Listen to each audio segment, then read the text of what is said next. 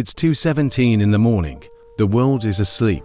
The room is silent. Your phone is untouched. No messages, no voices, no one is there. And yet, inside your mind, a conversation begins. Maybe it's with someone who left, without giving you the answers you needed. Maybe it's someone who hurt you, and you still imagine the words you never said. Or maybe it's someone from your past, someone you haven't spoken to in years. You know they're not really there. You know the conversation isn't real, but your brain creates it anyway. Their voice, their reaction, their response, and you answer back. You replay the moment, change the words, search for a different ending.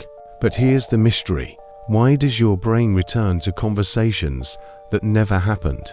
Because your mind is not just remembering the past, it's trying to finish something that still feels unfinished. And until it finds resolution, it keeps pressing play. Your brain is not just storing memories, it is constantly trying to understand the world, predicting people, predicting outcomes, searching for patterns. And when something important ends without an answer, your brain does something strange. It keeps the story open.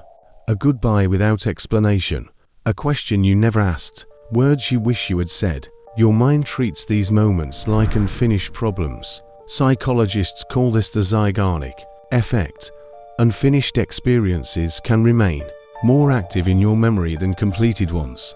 But the deeper reason is this: your brain is not replaying these conversations because you are stuck in the past. It is replaying them because it is searching for meaning. What happened?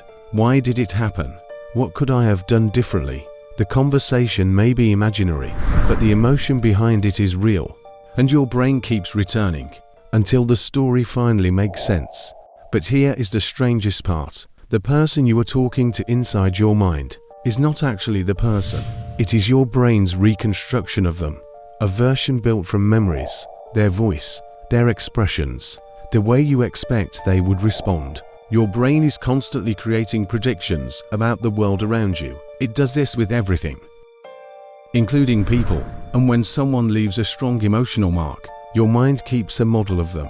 So even when they are gone, your brain can still simulate their presence. That is why an imaginary conversation can feel so real. Because you are not creating a random person, you are interacting with a mental version shaped by everything you experience with them. But there is something even deeper. Sometimes these conversations are not really about the other person. They are about you.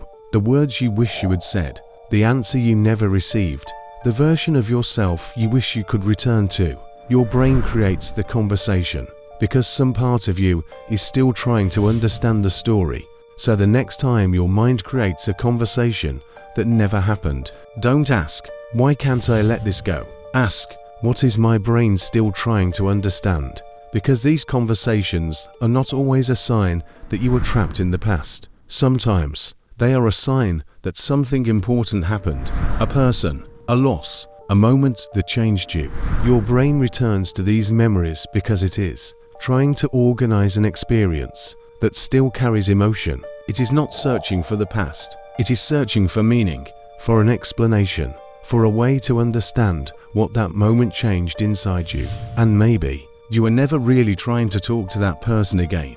Maybe you were trying to understand the version of yourself who existed before everything changed. The person who had questions, the person who needed answers, the person who never got to say what they truly felt. Because the mind does not repeat moments only because they hurt. It repeats them because they mattered.